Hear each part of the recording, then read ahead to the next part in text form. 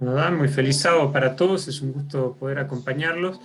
Este, bueno, es hora del sermón, pero nos acercamos a la hora del almuerzo, así que vamos a tratar de ser breves para que ninguno de los que tiene la cámara apagada se tiente de pronto y empiece a almorzar antes de terminar el sermón. Vamos a tratar de ser breves, así le damos tiempo también para tener su almuerzo tranquilo y poder vernos de vuelta esta tarde.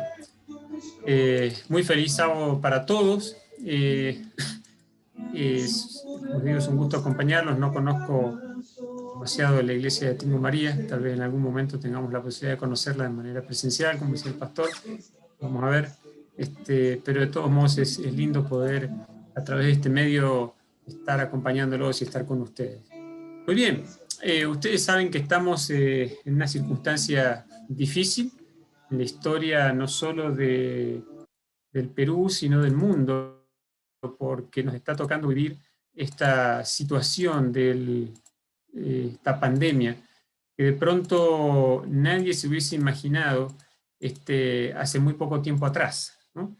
En febrero del año pasado me tocó viajar a Argentina para enseñar ahí una materia en posgrado de la UAP y volví a Perú, si mal no recuerdo, el 16 o 17 de febrero, ¿no? Y se hablaba de la pandemia, pero como algo que estaba en el Asia y que básicamente afectaba a los chinos y a algunos países vecinos, asiáticos, que parece que había llegado a algunos países de Europa, pero por ahí estaba circunscrita la cosa, ¿no? Y resulta ser que menos de un mes después, 16 de marzo, aquí se establece la cuarentena.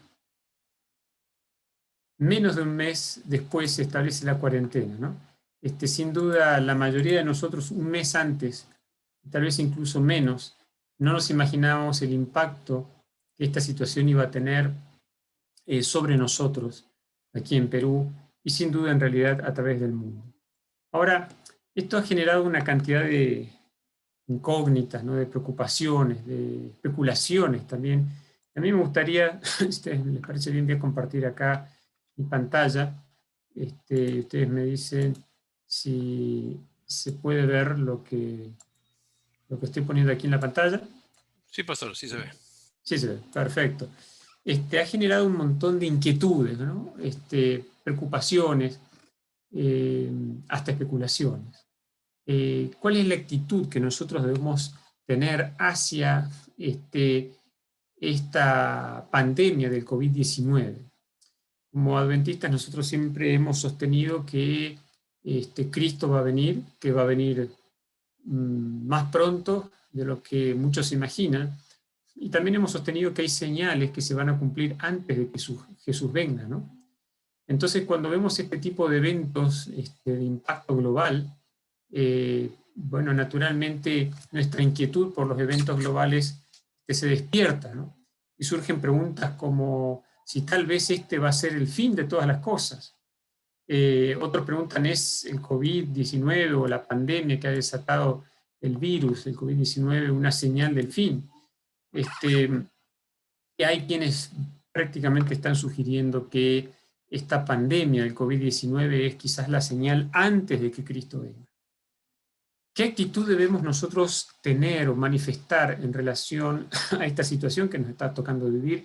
Ahora estamos en lo que se llama la famosa segunda ola, ¿no?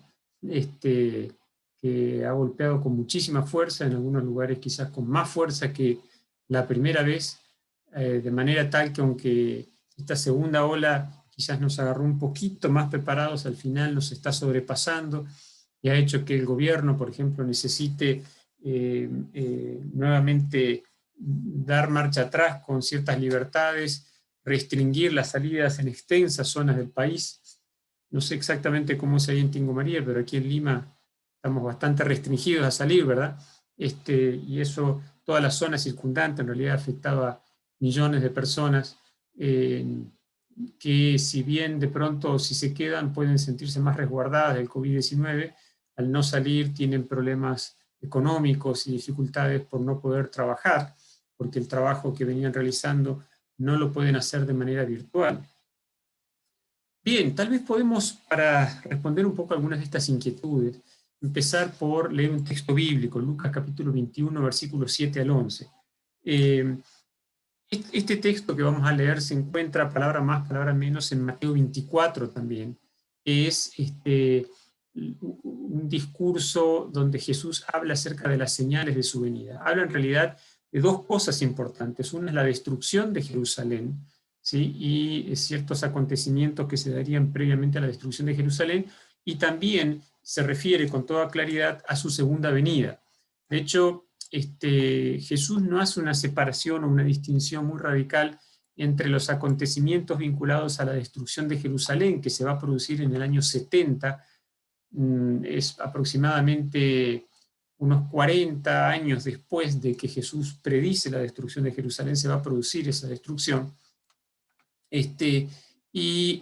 no hace una separación entre esos acontecimientos y su segunda venida. Elena de White explica con claridad que la razón por la que Jesús no hace esta separación es que probablemente va a ser muy doloroso para sus discípulos comprender que todavía debían darse una serie de acontecimientos proféticos antes de que Cristo viniera. Entonces, al momento de hablarles, no hizo esa separación, a pesar de que otros textos del Nuevo Testamento después van dejando cada vez más claro de que antes de que Cristo venga, habría una serie de acontecimientos proféticos. Sin embargo, yo no estoy tomando el texto como aparece en Mateo 24, sino lo estoy tomando como aparece en Lucas capítulo 21. ¿Por qué?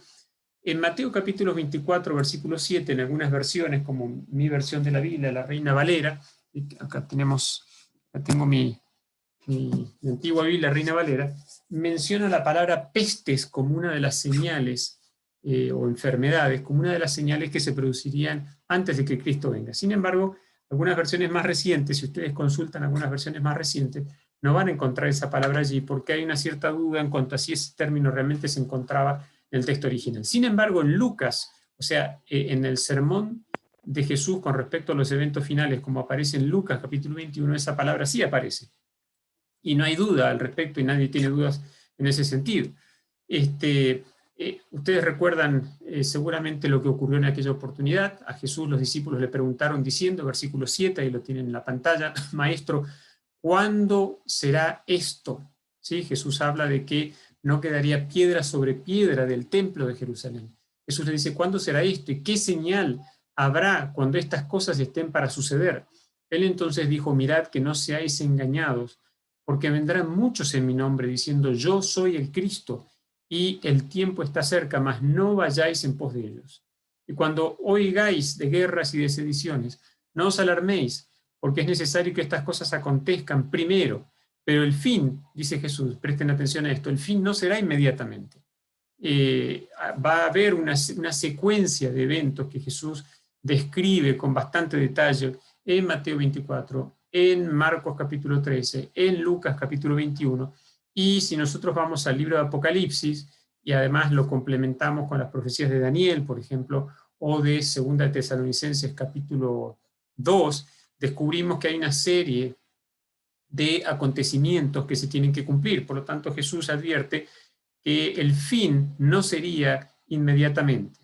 Entonces les dijo, dice el versículo 10, se levantará nación contra nación, reino contra reino, y habrá grandes terremotos, y en diferentes lugares hambres y pestilencias o plagas, dicen otras versiones, es decir, enfermedades, ¿verdad? Lo que hoy llamamos epidemias, o en este caso pandemias, porque se han desparramado por todo el mundo. Y habrá terror y grandes señales del cielo. ¿Qué significa esto? Bueno, nosotros, si prestamos atención a lo que Jesús nos dice, nos está diciendo, en primer término, que efectivamente, como parte de las señales previas a su venida, habría grandes pestilencias y plagas. Esto no se produciría solamente al final, cerca del fin, del tiempo del fin, justo antes de la venida de Cristo, sino a través de la era cristiana habría una cantidad creciente de plagas y pestilencias. Y nosotros podíamos esperar eso, y de hecho cuando nosotros complementamos esta información con lo que nos dice el libro de Apocalipsis, por ejemplo, los 7 sellos que aparecen en el capítulo 6 y capítulo 8, especialmente los primeros 6 sellos, vamos a ver que este asunto vuelve a aparecer allí y lo vemos a través de una secuencia que va, digamos, que refleja acontecimientos que van desde el tiempo de la primera venida de Cristo hasta la segunda venida de Cristo. Ahora, hace un tiempo atrás, el año pasado, en una especie de periódico digital, un portal de noticias que se llama Infobae, apareció publicado un artículo interesante, especialmente por el resumen que hace de informaciones acerca de pestes, plagas, pandemias que han existido a través de la historia. Y entonces yo tomé, como es muy, había un gráfico allí bien grande, y como es muy grande no lo pude poner en una sola diapositiva porque no se iba a leer nada directamente, entonces lo puse en 2 diapositivas, una es esta y aquí está la segunda, ¿sí? Ahora, ¿qué es lo que nos muestra este artículo y este gráfico que desarrollaron los miembros, los que desarrollan este portal de noticias, ¿no? Bueno, allí se describían las noticias, la historia, brevemente, la historia de las pandemias, pero además colocaron estos gráficos que nos ayudan a nosotros ilustrar un poco esta historia con más facilidad. Si ustedes se fijan en el gráfico de la izquierda, ahí ellos hicieron una especie de síntesis de las mayores pandemias o pestes de la historia desde dentro de la era cristiana. Dentro de la era cristiana. Tal vez no sé si se alcanza a ver completamente, pero arriba, en el gráfico de la izquierda, aparece la peste antonina, que fue más o menos, se dio entre el año 165 y 180, y que le costó la vida a 5 millones de personas. 5 millones de personas en una época donde el mundo tenía una población muchísimo menor que la que nosotros tenemos ahora. Nuestra población a nivel mundial hoy por hoy anda por los 7.800 millones de habitantes. Se acerca a los 8.000 millones de habitantes. Para que ustedes se den una idea, hace 100 años atrás, un poquito más de 100 años atrás, la población a nivel mundial era casi 4 veces menos, es decir, más o menos 2.000 millones. ¿Sí? Imagínense lo rápido que ha crecido, pero si vamos más atrás la población era todavía menor, es decir que si hoy 5 millones nos asustaría mucho, 5 millones en aquella época era todavía muchísimo más. Piensen que la plaga del COVID, que nos está ocasionando estragos y tanto temor, a nivel mundial ha costado la vida hasta el presente a un poco más de 2.300.000 personas, o sea, todavía bastante menos que esta peste antonina que duró 15 años. Si nosotros revisamos a través de la historia, vamos a encontrar que hay una cantidad de pestes, enfermedades, etcétera, que costaron la vida de muchas personas, ¿sí? La peste negra en el siglo XIV, que le costó la vida a 200 millones de personas aproximadamente. De hecho, si ustedes se fijan en el gráfico de la izquierda, perdón, yo aquí cambié la diapositiva, si ustedes se fijan en el gráfico de la izquierda, van a ver una lista de las pestes más grandes de la historia, ¿no? Desde abajo, la que se llama el SARS, que fue una peste que se produjo entre el año 2002 y 2003, o sea, hace unos 17, 18 años atrás. Si ustedes van subiendo, van a ver el ébola en el puesto 17, que costó la vida de 11.300 personas, y si siguen subiendo, van a llegar a la número 8, que dice grandes pestes del siglo XVII, que costaron la vida a 3 millones de personas. La peste antonina, que les mencioné antes, 5 millones de personas. En el siglo XIX, en el año 1855, lo que se conoce como la tercera peste, que le costó la vida a 5 millones de personas. Y retrocedo un momentito acá, a la derecha, el gráfico que está a la derecha, ustedes van a ver que aparece en el puesto número 5, el VIH-Sida, que le costó la vida aproximadamente a 25 a 35 millones de personas en tiempos recientes. La llamada plaga de Justiniano, que se dio entre el año 541 y 542, que le costó la vida a entre 30 y 50 millones de personas. En el puesto número 2, disculpen que salteo alguno, la viruela, que durante el siglo XVI en Europa, ¿sí? perdón, en el mundo, no en Europa, le costó la vida a 56 millones de personas y mató al 90% de los nativos americanos, ¿sí? Y fíjense, en el puesto número 3 aparece lo que se conoce, perdón, puesto número 1, aparece con puesto número 1 lo que se conoce como la peste negra, que en el siglo XIV, les decía, costó la vida de aproximadamente 200 millones de personas y extinguió entre el 30 y el 50% de la población europea, que para recuperarse de eso tardó más de 200 años, unos 200 años aproximadamente para recuperar el nivel de población. Ahora, si ustedes se fijan en el puesto número 3, aparece una peste llamada gripe española, no fue en España realmente solo esta gripe, pero se la llama mal llamada gripe española, se produjo entre el año 1918 y 1919. Esa peste, que es una peste bastante reciente, costó la vida de entre 40 y 50 millones de personas y se parece mucho a lo que hoy vemos con el COVID-19. La gente también usaba mascarillas, como está ocurriendo ahora y demás. Ahora, ¿por qué les muestro esto? Se los muestro para poner este asunto en perspectiva. Muchas personas piensan en el COVID-19 y dicen, nunca hubo una peste como esta jamás en la historia de la humanidad. Si ustedes miraron el gráfico que les estuve mostrando, se habrán dado cuenta de que eso no puede ser verdad. Es decir, a través de la historia de la humanidad ha habido pestes muchísimo más graves que esta, y de hecho hace apenas un poco más de 100 años, cuando la población del mundo no llegaba casi a los 2.000 millones de personas, es decir, a casi un cuarto de la población actual, lo que se conoce como la peste española, mal llamada así, lo que pasa es que al final de la Primera Guerra Mundial, los países que estaban en controversia, que estaban en conflicto, ellos no querían, estaban en guerra todavía, en 1918 termina la Primera Guerra Mundial. Muchos de ellos fueron afectados por esta pandemia y tuvieron más bajas por la pandemia que por la guerra, pero no querían ventilar esa información porque temían que el enemigo los considerase débiles y por lo tanto atacara todavía con más fuerza. Por lo tanto, ellos ocultaban esta información de los medios de prensa, pero España, como no estaba en el conflicto de la Primera Guerra Mundial, los medios de prensa no ocultaban esto. Entonces, mucha gente se enteraba más de esta pandemia por los medios españoles, y entonces consideraron que tal vez era una pandemia más grave en España. En realidad no era así. Una pandemia grave a nivel mundial. Parecido a lo que ocurre hoy con el COVID-19, pero en un sentido bastante peor.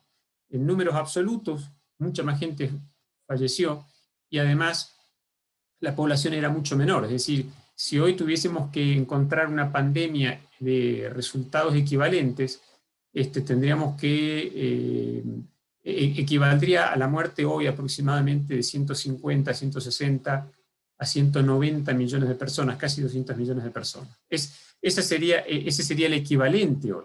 De manera tal que no podemos decir que el COVID-19 es, vamos a decirlo así, la pandemia más grande de la historia. Ni siquiera es una de las más grandes de la historia, aunque por supuesto es una pandemia que ha afectado a millones y millones, decenas de millones de personas.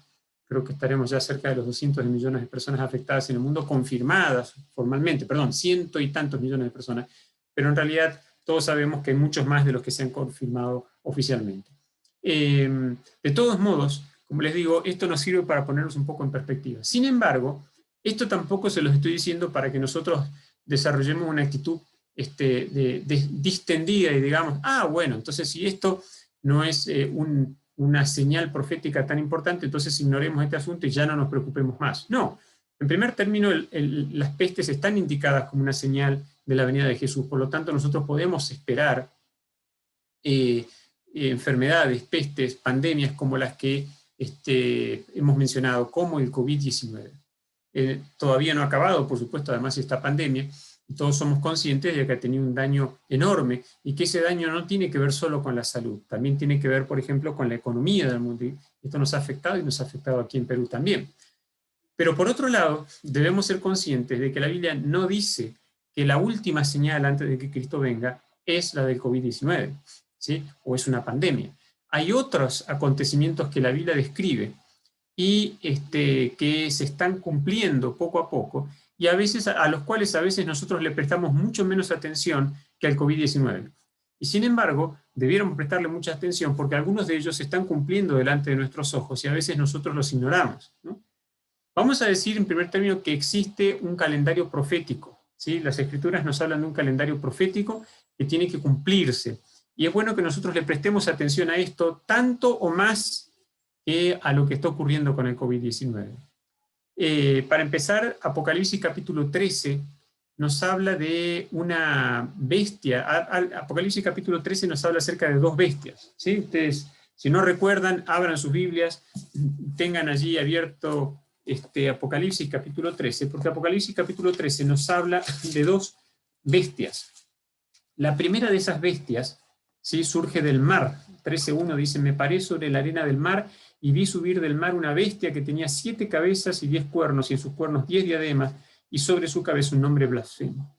No vamos a estudiar acá en detalle qué significa a qué representa esta primera bestia, pero digamos, esta primera bestia equivale a lo que en Daniel capítulo 7 y en Daniel capítulo 8 se presenta como el cuerno pequeño. Ese cuerno pequeño es nada más ni nada menos que un poder que se opone a Cristo y que trata de reemplazar a Cristo. Es lo que se le llama a veces el anticristo, y la palabra anti significa en lugar de también, o sea que trata de ocupar el lugar de Cristo, ¿sí? Es alguien que trata de usurpar el sacerdocio de Cristo, ¿sí? Y cuando nosotros estudiamos las profecías descubrimos con toda claridad que esto es una referencia al poder papal. El papado se desarrolló luego de la caída del antiguo imperio romano, ¿sí?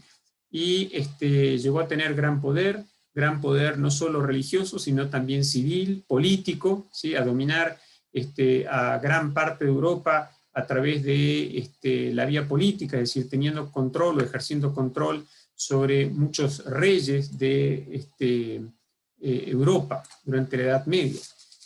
Sin embargo, cuando nosotros estudiamos Apocalipsis capítulo 13, allí se nos dice que esa bestia en una de sus cabezas sufre una herida mortal, ¿sí? Versículo 3 dice: vi una de sus cabezas como herida de muerte, pero su herida mortal, se nos advierte, fue sanada. Es decir, a pesar de que sufre una herida mortal, esa herida mortal es sanada. En general, los intérpretes adventistas han coincidido extensamente que esa herida mortal fue producida, infligida sobre el papado en el año 1798. ¿Por qué? Porque en ese año un general francés, un general de Napoleón Bonaparte, entra en Roma, toma prisionero al Papa y lo exilia en Francia, donde el Papa muere. Muchos en aquella época pensaron que eso era el fin del papado. Sin embargo, Apocalipsis 13 predice una restauración de la herida mortal del papado. Lo cual nos debe alertar. ¿Por qué se produce, mejor dicho, qué es lo que consiguió esa herida mortal en 1798? Consiguió que el Papa perdiese su poder de tal manera que ya no pudiese perseguir abiertamente. Ahora, alguno podría decir, bueno, pero el papado existe todavía en la actualidad. Por supuesto que existe, ¿verdad? A pesar de haber perdido la mayor parte de su territorio, de lo que se conocía como los estados pontificios, ¿sí?, todavía hoy conserva una pequeña porción de territorio, que es lo que se conoce como el Estado del Vaticano, allí en Roma. Pero también debemos reconocer que digamos, Roma no recuperó su capacidad de perseguir a aquellos que no piensan igual, como ocurría durante la Edad Media, aquellos que se mantienen fieles a la palabra de Dios. Sin embargo, el Apocalipsis 13 predice una restauración de esa herida mortal. Vamos a decirlo de otra forma, predice una restauración de la capacidad de perseguir del papado. Este acontecimiento no ha ocurrido todavía, esto no se ha dado completamente. Sin embargo, hay movimientos en esa dirección. Es decir, para que esto pueda ocurrir, el papado tiene que recuperar mucho poder político, y nosotros, cuando analizamos la historia reciente, vamos a descubrir que a pesar de esa herida mortal, el papado poco a poco ha ido recobrando poder político. Y voy a referirme solamente a algunos eventos bastante recientes. Claro, para los más jóvenes tal vez ya no son tan recientes, pero para los que tenemos un poco más años, somos conscientes de que no hace tanto y muchos de nosotros nos tocó vivir estos acontecimientos, ¿sí? O sea, nos tocó ver en los medios, en la televisión, en los periódicos, cómo estas cosas se iban dando. Acá está, vamos a la diapositiva. Para quienes vivieron, por ejemplo, en la década de los 80, o quizá incluso en la década del 70, el estudio de las profecías de Apocalipsis, especialmente del capítulo 13, representaban una especie de desafío. ¿Por qué? Porque Apocalipsis 13 predice el surgimiento de una segunda bestia que da su apoyo a la primera bestia que ya mencionamos. Dice que hace una imagen de la primera bestia y obliga a los moradores de la tierra a adorar a esa imagen de la bestia que representa, de la primera bestia, que representa precisamente a esa primera bestia. Sin embargo, y los intérpretes adventistas han entendido, y además a la luz no solo de lo que dice la Biblia, sino también de lo que dice Elena de White en el libro El conflicto de los siglos, que esa segunda bestia es Estados Unidos, o el protestantismo apóstata que tiene una alta representación en Estados Unidos. Sin embargo, como les decía, quienes vivimos fines de los 70, principios de los 80, ¿verdad? Mirábamos los acontecimientos mundiales en esa época y decíamos, ¿cómo podría ser que Estados Unidos tenga tanto poder a nivel mundial, que sea una superpotencia con un poder único a nivel mundial, que pueda, por así decirlo, reclamar a todos los habitantes de la Tierra que adoren a la primera bestia, cuando existe todo un bloque político y económico como el bloque soviético, ¿verdad?, que estaba detrás de lo que se conocía como la cortina de hierro, que se opone a los Estados Unidos y a los países occidentales.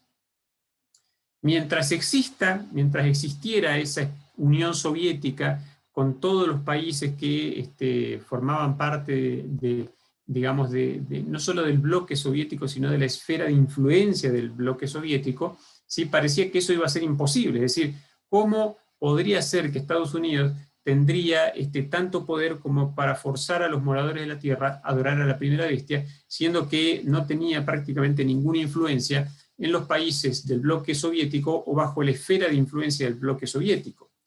Bueno, el tiempo nos mostró que ese cambio podía producirse. De hecho, en el año 1989, concretamente el 9 de noviembre de ese año, se produce la caída del famoso Muro de Berlín, que significó el fin de una era, porque acarreó poco tiempo después, unos 2 años después, la disolución de la Unión Soviética.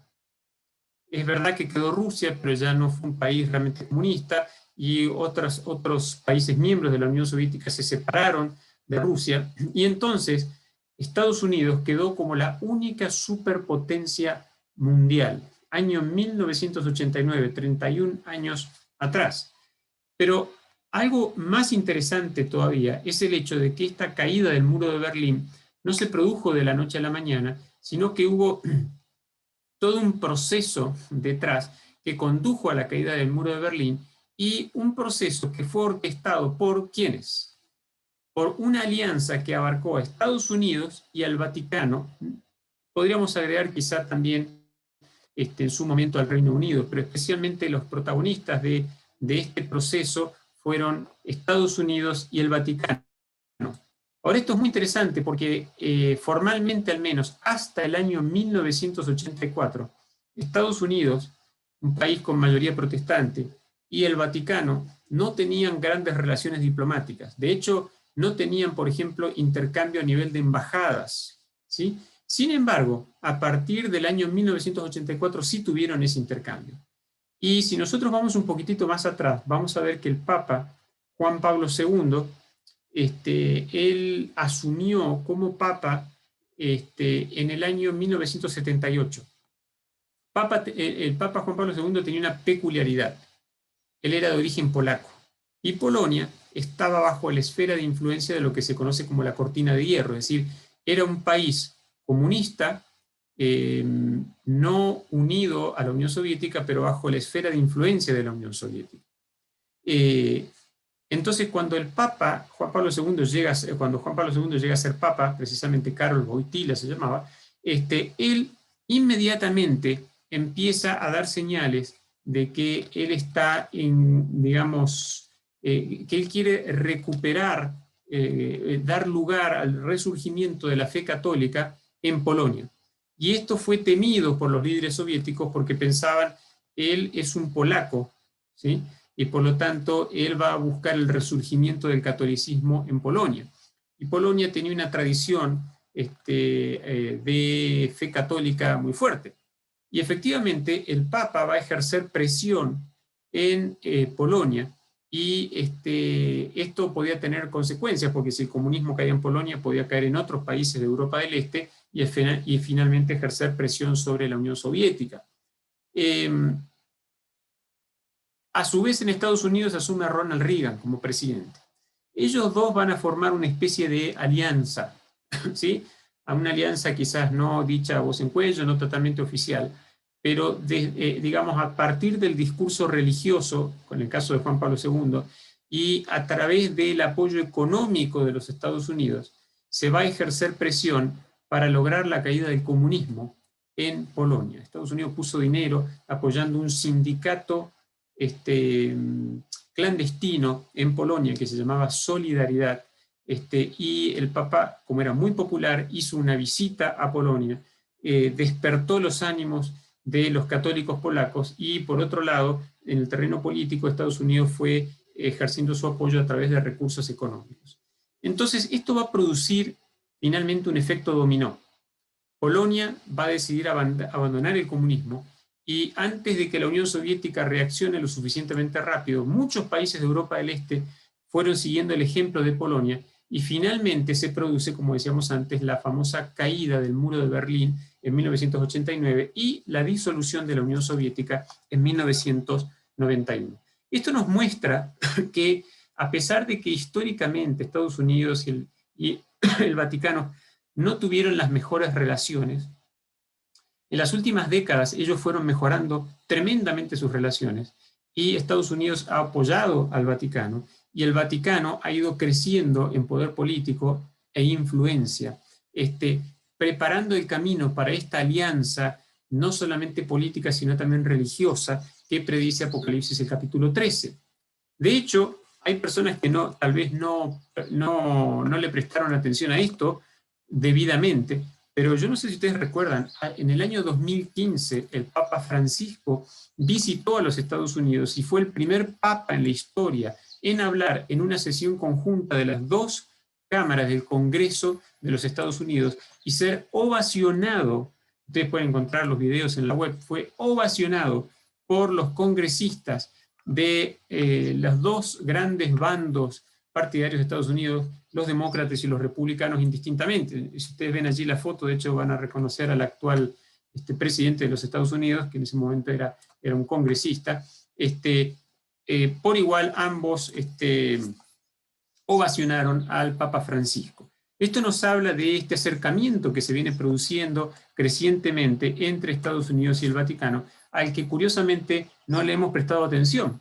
La Iglesia ha hablado mucho acerca de esto en décadas pasadas, cuando esto parecía muy remoto, pero ahora que está ocurriendo, a veces hablamos menos de esto, ¿no? Hablamos poco. También debemos decir que ha habido un acercamiento a nivel religioso entre protestantes y católicos, no solamente entre Estados Unidos y el Vaticano. Por citar algunos ejemplos, en 1999 la Iglesia Católica y la Federación Luterana Mundial firmaron lo que se conoce como una declaración conjunta sobre la doctrina de la justificación por la fe. Básicamente lo que estaban queriendo decir es que, a pesar de que la reforma protestante se produjo en buena medida porque existía una diferencia con respecto a la doctrina de la justificación por la fe, básicamente la Iglesia Católica sostenía, y de hecho sigue sosteniendo, un sistema de justificación por obras, ¿sí? En tanto que el protestantismo apoyó un sistema de justificación sin obras meritorias, ¿verdad?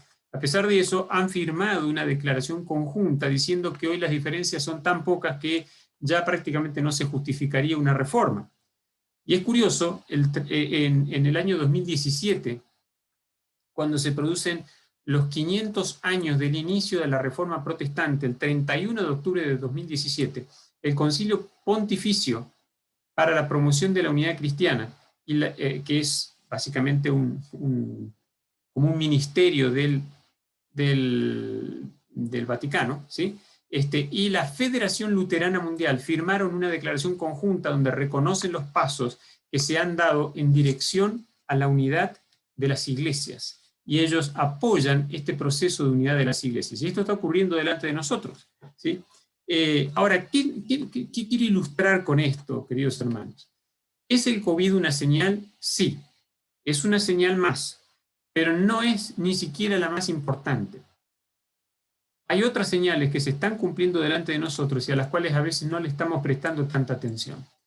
De todos modos, quiero decirles, con respecto a la actitud que nosotros debemos desarrollar con respecto al COVID, el COVID nos deja algunas lecciones importantes, ¿sí? Para empezar, el COVID nos muestra cuán rápidos pueden ser los cambios que se producen a nivel mundial. Hace algún tiempo se decía que antes del COVID-19 que seguramente el mundo iba a ir en la dirección de lo que se conoce ahora como el teletrabajo, o sea, el trabajo a distancia. La gente trabaja desde su casa, detrás de una computadora a distancia. Pero eso parecía que iba a ser un proceso lento. Ese cambio se produjo bruscamente el año pasado, ¿no?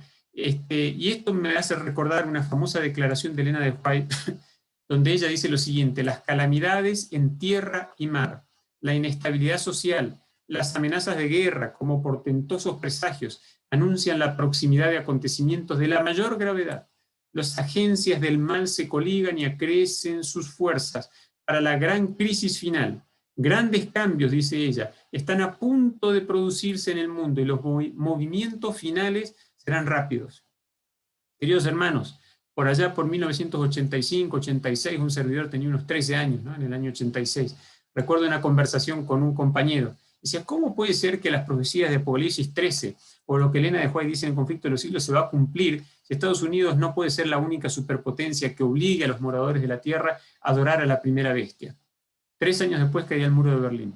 5 años después se disolvía la Unión Soviética y Estados Unidos quedaba erigida como la única superpotencia mundial.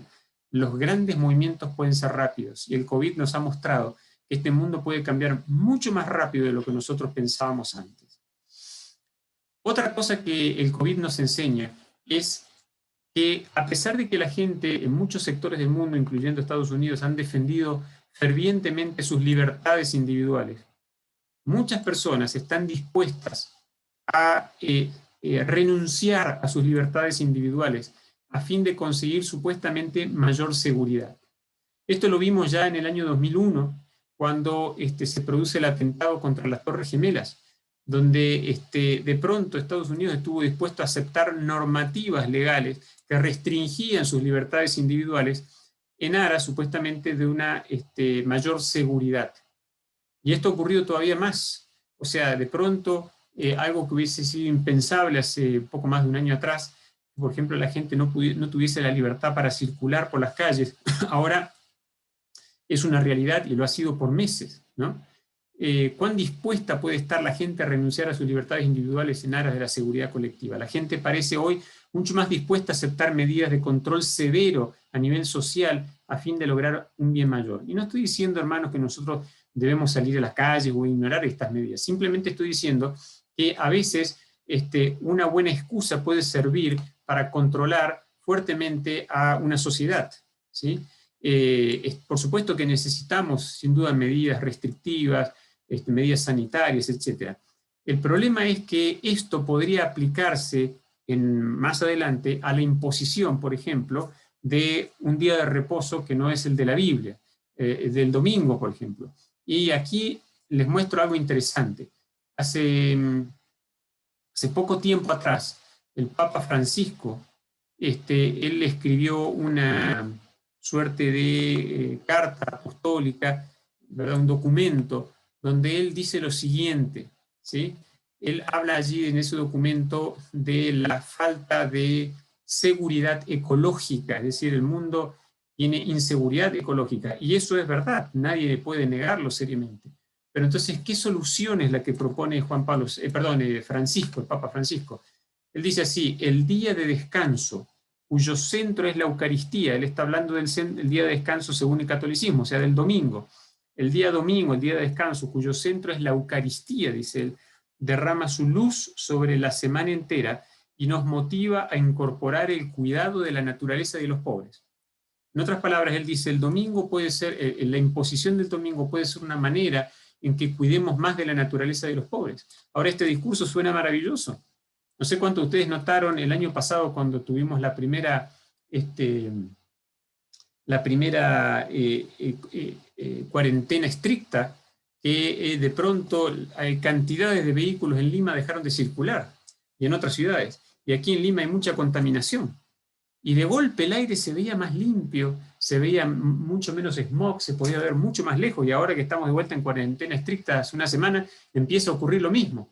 Los pajaritos parece que cantan mejor, los animales están más libres, ¿verdad? Es decir, que este discurso suena bien. El problema es que este discurso viene de la mano de la imposición de un falso día de reposo, que también significa restringir las libertades espirituales de aquellos que piensan que el domingo no es el verdadero día de reposo, según lo que nos señala la Biblia. No cabe duda de que existe un problema ecológico. Ese es un problema real. Podríamos hablar acá del calentamiento global, por ejemplo, pero creo que no necesitamos. Hemos escuchado hablar seguramente mucho sobre esto. El problema es cómo este discurso puede usarse como una excusa para ir contra la libertad de conciencia.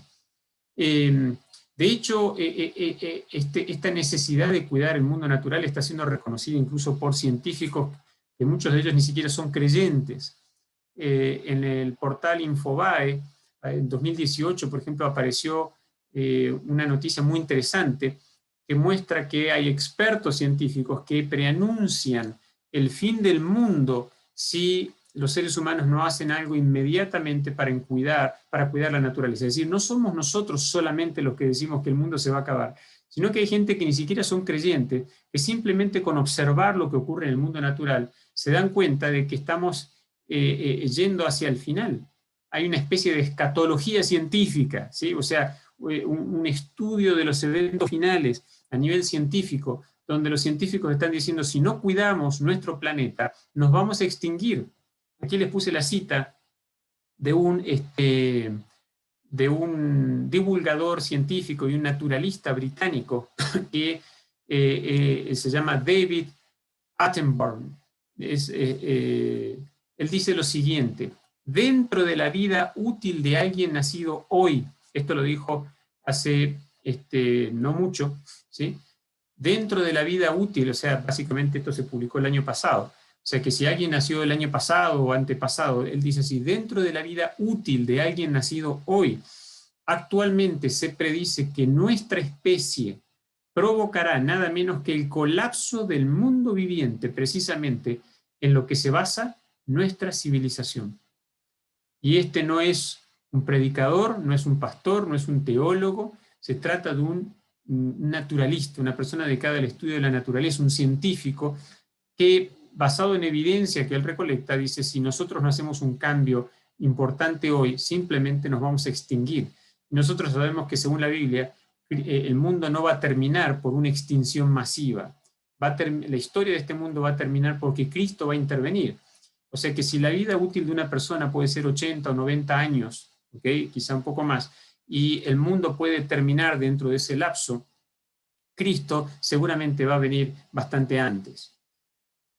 Hay una cosa más, yo mencioné algo acerca del ecumenismo, pero podríamos decir mucho más. No voy a detenerme aquí, ya el tiempo ha pasado, pero quiero decirles que hay una agenda ecuménica que reúne a teólogos católicos y a teólogos protestantes, que, parafraseando a Elena de White, unido bajo puntos comunes de doctrina, de creencias, están yendo en la dirección de aceptar una visión común, una unidad de pensamiento y de las iglesias que finalmente que está preparando, por supuesto, también el terreno para la venida de Cristo. En otras palabras, existe una agenda ecuménica que es más fuerte de lo que nosotros vemos antes. Yo les hablé de documentos conjuntos firmados entre el catolicismo y protestantes, sí, pero hay una agenda todavía subterránea, más profunda, que no siempre todos son capaces de ver, ¿no?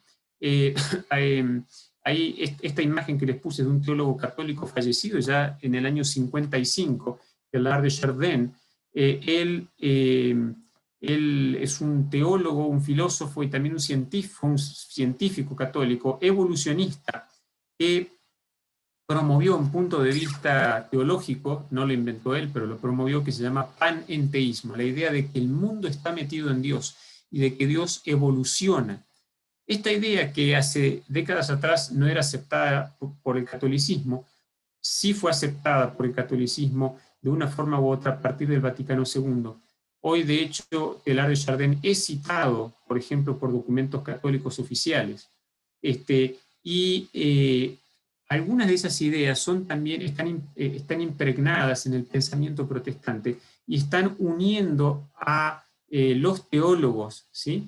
De manera tal que están preparando el camino para los eventos finales. No me voy a detener demasiado en esto, pero sí quiero presentarles esta última declaración de Elena de White antes de concluir y a modo de cierre de nuestro mensaje en esta mañana. Elena de White dice en el libro Profetas y Reyes, página 394, esta cita también está en Eventos de los Últimos Días, dice así: el momento actual es de interés abrumador para todos los que viven.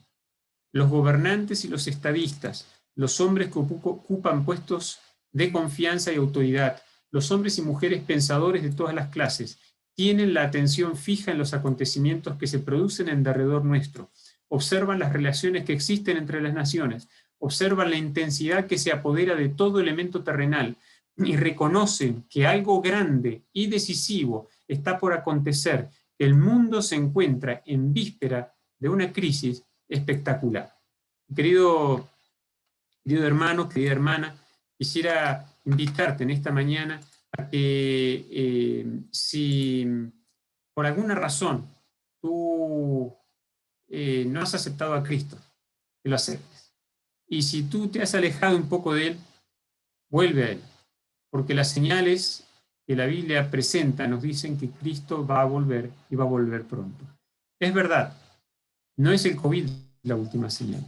No debemos centrar toda nuestra atención en ese hecho. Esa es una señal más. Hay otras señales, incluso más importantes. Hay cosas que tienen que ocurrir antes de que Cristo venga. Pero no pensemos que Cristo va a venir dentro de otros 2000 años. No es así. La Biblia nos presenta un calendario profético y ese calendario profético está mucho más cerca de el final que del inicio. Que el Señor nos bendiga y que nos dé la disposición para prepararnos y preparar a otros, ¿verdad? Debemos estar listos y también contribuir desde el lugar que nos toque a preparar a otros, para que ellos también estén listos. Compartamos esta esperanza con aquellas personas que tal vez no han querido escuchar de Cristo antes, pero ahora, bajo estas circunstancias, están más sensibles, más dispuestas a prestar atención a la palabra de Dios. Y de esa forma, haremos nuestra parte para que cuando Cristo venga, no solo nosotros estemos listos, sino otros más puedan estarlo, y todos juntos podamos decir: este es nuestro Dios, le hemos esperado, Él nos salvará. Que Dios los bendiga, queridos hermanos. Gracias, Pastor Roy.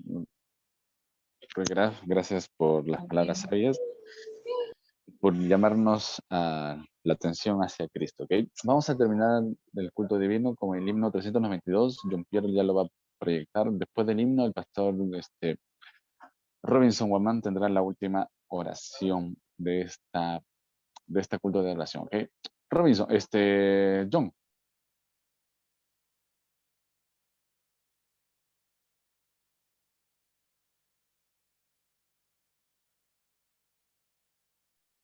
No se escucha, John.